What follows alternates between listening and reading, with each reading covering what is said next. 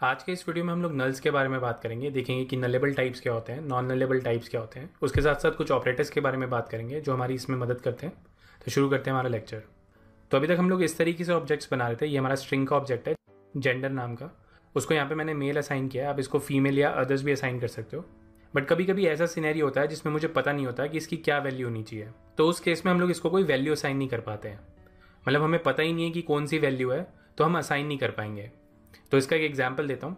तो सपोज मेरे पास एक फॉर्म है जिसमें मेरे पास एक जेंडर वाली फील्ड है। अब वो रिक्वायर्ड फील्ड नहीं है, मतलब मैं उसको बिना भरे भी आगे सबमिट कर सकता हूँ। तो उस समय पे मुझे पता नहीं होगा कि यूज़र का जेंडर होगा क्या, या तो वो मेल होगा, फीमेल होगा या अदर्स होगा। मतलब मुझे पता नहीं है कि इनमें से कौन सी वैल्यू है। तो उन केसेस के लिए हम लोग नल का यूज़ करते हैं।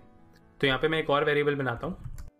तो अब हमें पता नहीं है कि इसकी क्या वैल्यू होगी, तो मैं इसको नल से असाइन करता हूँ। तो नल का मतलब क्या होता है? Absence of value.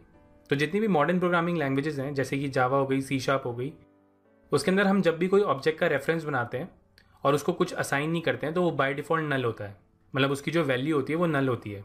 तो क्या होता है, जैसे हम इस रेफरेंस को यूज़ करना शुरू करेंगे अपने प्रोग्राम के अंदर, और ये जो रेफरेंस है वो किसी ऑब्जेक्ट को पॉइंट नहीं कर रहा होगा, तो हमारे पास नल पॉइंटर एक्सेप्शन आएगी। तो एक्सेप्शन क्या है? एक तरीके की एरर ही है। तो कॉटलिन जो है वो बाय डिफॉल्ट एक सेफ लैंग्वेज है। मतलब वो हमें बचाती है नल पॉइंटर एक्सेप्शन से, क्योंकि ये बहुत ज़्यादा कॉमन एक्सेप्शन है। तो उन्होंने इंप्रूव किया इसको कि डेवलपर्स इस तरीके से कोड लिखें कि कम से कम नल एक्सेप्शंस आए। तो यहाँ पे आप देख सकते हैं, जैसे ही मैंने इसे नल असाइन किया है तो यहाँ पे एरर आ रही है। तो यहाँ पे मैं इसको क्लिक करता हूँ। तो यहाँ पे आप देख सकते हैं ये मुझे कह रहा है कि change type of gender to string question mark. मतलब वो मुझे इसका टाइप चेंज करने के लिए कह रहा है। तो यहाँ पे मैं इसको सेलेक्ट कर लेता हूँ। तो ये हमारा नलेबल टाइप है। तो जब भी मैं किसी डेटा टाइप के आगे क्वेश्चन मार्क लगा दूंगा तो वो हमारा नलेबल टाइप हो जाएगा। तो नलेबल टाइप का मतलब ये है कि ये वैल्यूज़ के साथ साथ नल भी एक्सेप्ट कर लेगा। तो यहाँ पे आप देख सकते हैं इसने नल भी एक्सेप्ट कर लिया है, क्योंकि यहाँ पे मैंने क्वेश्चन मार्क डिफाइन कर दिया है। तो ये वाला जो लॉजिक है हम किसी और डेटा टाइप्स के साथ भी लगा सकते हैं। तो यहाँ पे मैं एक और वेरिएबल बना के दिखाता हूँ। इसको मैं यहाँ पे बूलियन टाइप का बनाता हूँ और इसको मैं यहाँ पे नल असाइन करने की कोशिश करता हूँ। तो यहाँ पे आप देख सकते हैं सेम एरर आ रही है, null can not be a value of non null type Boolean. तो इसके लिए मुझे यहाँ पे एक क्वेश्चन मार्क लगाना पड़ेगा। तो इस क्वेश्चन मार्क का मतलब ये है कि ये नल वैल्यूज़ भी एक्सेप्ट कर सकता है। मतलब ये ट्रू फॉल्स भी एक्सेप्ट कर लेगा और नल भी एक्सेप्ट कर लेगा। तो अगर मैं इसको यहाँ पे ट्रू असाइन करता हूँ तो वो भी चलेगा, और अगर मैं इसको नल असाइन करता हूँ तो वो भी चलेगा।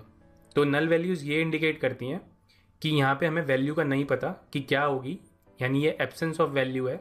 तो उस जगह पे हम लोग नल का यूज़ करते हैं। तो इस तरीके से हम लोग नलेबल टाइप्स डिफाइन करते हैं। और ये वाला जो हमारा सिंटेक्स होता है इसको हम नॉन नलेबल कहते हैं। मतलब ये हमारा नॉन नलेबल डेटा टाइप है, क्योंकि इसके आगे क्वेश्चन मार्क नहीं लगा हुआ। तो आगे बढ़ते हैं। अभी जो हमारा जेंडर टू है ये स्ट्रिंग टाइप का है। तो यहाँ पे मैं इसके कुछ फंक्शंस कॉल करके दिखाता हूँ। तो यहाँ पे मैं लिखता हूँ gender to dot to upper case. तो यहाँ पे आप देख सकते हैं मुझे एरर दे रहा है, जो कि ऑब्वियस एरर है। अब कॉटलिन जो है एक नल सेफ लैंग्वेज है, तो वो आपको प्रिवेंट करती है कि आपको ये ऐसे रेफरेंस पे फंक्शन मत कॉल करना जो कि नल हो। अब क्योंकि हमने जेंडर टू को नलेबल डिफाइन किया है, मतलब ये नल भी हो सकता है, तो वो यहाँ पे एरर दे रहा है कि भैया पहले चेक कर लो कहीं ये नल तो नहीं है। अगर नल नहीं है तभी मैं इस फंक्शन को कॉल करूँगा। तो यहाँ पे मैं इसको क्लिक करता हूँ और यहाँ पे आप देख सकते हैं सराउंड विद नल चेक का एक ऑप्शन आ रहा है। तो इसको मैं यहाँ पे यूज़ कर लेता हूँ। तो यहाँ पे हमने क्या किया, सबसे पहले जेंडर टू को चेक किया क्या वो नल तो नहीं है, तभी ये फंक्शन को कॉल किया है। तो इस तरीके से हम लोग नलेबल ऑब्जेक्ट्स की प्रॉपर्टीज़ और मेथड्स को एक्सेस करते हैं। हमें सबसे पहले मेक श्योर करना पड़ेगा कि जो हमारा ऑब्जेक्ट है कहीं वो नल तो नहीं है। तो ये हमारा पहला तरीका इस चीज़ को हैंडल करने के लिए। दूसरा तरीका देखते हैं। अब बार बार मुझे इफ़ का यूज़ ना करना पड़े, तो कॉटलिन ने एक सेफ कॉल ऑपरेटर बनाया मेरे लिए, जो कि सेफली कॉल करता है प्रॉपर्टीज़ या मेथड्स को। तो यहाँ पे मैं उसका यूज़ करके दिखाता हूँ। तो यहाँ पे मैं लिखूंगा gender to dot to upper case.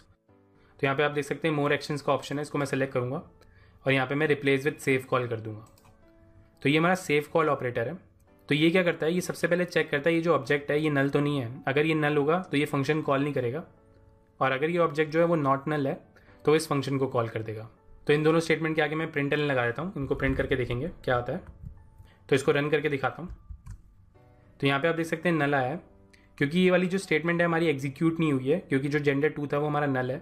तो इसका जो आउटपुट है वो नल आया है। मतलब उसने चेक किया क्या ये ऑब्जेक्ट नल है, और ये ऑब्जेक्ट नल था, इसलिए उसने यहाँ पे नल प्रिंट कर दिया। तो इस तरीके से हम लोग सेफ कॉल ऑपरेटर का यूज़ करते हैं। तो आगे बढ़ते हैं। अब सपोज मुझे मल्टीपल स्टेटमेंट्स एग्जीक्यूट करनी है बाय मेकिंग श्योर कि जो मेरा ऑब्जेक्ट है वो नल तो नहीं है। मतलब अगर मेरा ऑब्जेक्ट नल नहीं है तो मैं मल्टीपल स्टेटमेंट्स एग्जीक्यूट करना चाहता हूँ। तो यहाँ पे मैं सेफ कॉल के साथ लेट का यूज़ करूँगा। तो यहाँ पे मैं इसको यूज़ करके दिखाता हूँ, जेंडर टू। तो यहाँ पे मैं सबसे पहले सेफ कॉल ऑपरेटर लगाऊंगा, उसके बाद यहाँ पे मैं लेट लिखूंगा।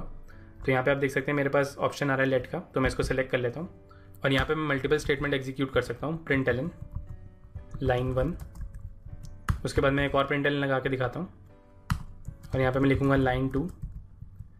अब मुझे पता है कि इसके अंदर जो हमारा ऑब्जेक्ट आएगा gender2 का वो नॉट नल ही होगा, क्योंकि यहाँ पे हमने सेव कॉल ऑपरेटर यूज़ किया है।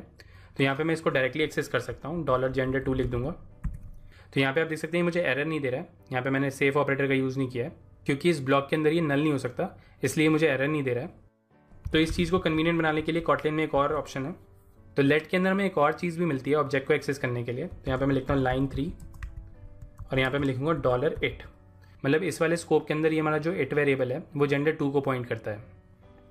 मतलब जिस ऑब्जेक्ट पे भी ये लेट कॉल होता है उसके आगे ये जो स्कोप होता है उसके अंदर ये जो it वेरिएबल होता है उस ऑब्जेक्ट को ही पॉइंट करता है। तो यहाँ पे हमने gender2 पे कॉल किया है, तो it जो है वो gender2 को पॉइंट कर रहा है।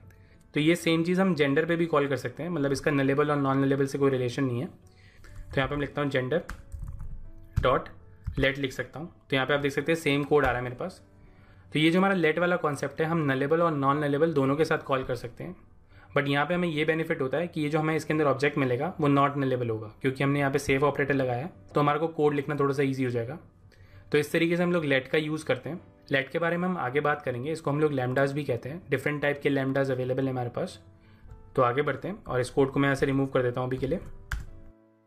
अब सपोज इस gender2 की जो वैल्यू है मुझे किसी वेरिएबल में स्टोर करानी है, तो कैसे करेंगे? तो यहाँ पे मैं लिखता हूँ var selected value और यहाँ पे मैं लिखूँगा gender2। तो यहाँ पे आप देख सकते हैं टाइप इन्फ्रेंस हो रहा है, क्योंकि जो हमारा Kotlin का कंपाइलर है उसने आइडेंटिफाई कर लिया कि जो gender2 है वो नलेबल है, तो उसने इसको भी यहाँ पे नलेबल बनाया है। तो यहाँ पे मुझे कुछ ऐसा लॉजिक लिखना है कि अगर gender2 जो है वो मेरा नल है तो वो कोई डिफ़ॉल्ट वैल्यू ले ले, और अगर gender2 नल नहीं है तो वही वाली वैल्यू ले ले। मतलब अगर यूज़र ने कोई वैल्यू सेलेक्ट करी है तो वही वाली वैल्यू लेंगे, अगर यूज़र ने कोई वैल्यू सेलेक्ट नहीं करी है तो कोई डिफ़ॉल्ट वैल्यू ले लेते हैं। तो उसके लिए यहाँ पे मैं एक ऑपरेटर का यूज़ करूँगा जिसको हम लोग एल्वेस ऑपरेटर कहते हैं, और यहाँ पे मैं उसकी डिफ़ॉल्ट वैल्यू दूंगा। तो यहाँ पे मैं लिखूँगा NA मतलब नॉट अवेलेबल। तो यहाँ पे आप देख सकते हैं इसका जो डेटा टाइप है वो चेंज हो गया। तो ये ऑपरेटर क्या करता है, सबसे पहले चेक करेगा क्या gender2 नल है। अगर gender2 नल होगा तो वो ये वाली वैल्यू ले लेगा, और अगर gender2 नल नहीं होगा तो वही वाली वैल्यू लेगा, मतलब जो gender2 की वैल्यू है वही पास कर देगा। तो इस तरीके से हम लोग एल्वेस ऑपरेटर का यूज़ करते हैं। तो इसको हम लोग नल कोलिसिंग ऑपरेटर भी कहते हैं। तो आगे बढ़ते हैं और लास्ट ऑपरेटर के बारे में बात करते हैं।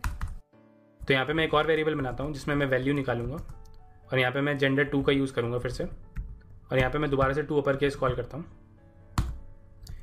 तो इस वाली एरर पे हम लोग कोई और ऑपरेटर लगाते हैं इस बारी। तो यहाँ पे मैं मोर एक्शन पे क्लिक करता हूँ। तो यहाँ पे मैं इस वाले ऑपरेटर का यूज़ करूँगा इस बारी।